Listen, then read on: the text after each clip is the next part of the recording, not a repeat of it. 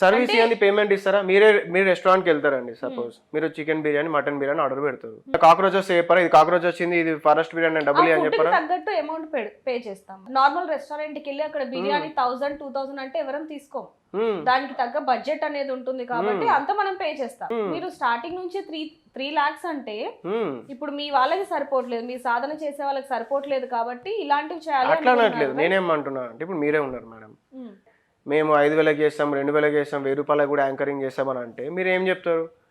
లేదండి నా skill set ఇది, నా స్కిల్ సెట్కి తగ్గిన నేను చేస్తాను.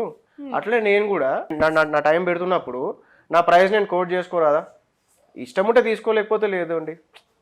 To the what ever people, భక్తులు కానీ ఆడియన్స్ కానీ ఎవరైనా కానివ్వండి, నాకు ఆ రైట్ ఉండదా? నా అమౌంట్ నేను కోట్ చేసుకునేంత నేను ఒక టైం పెడుతున్నా, ఒక పని చేస్తా అన్నప్పుడు నాకు ఆ అర్హత ఉండదా?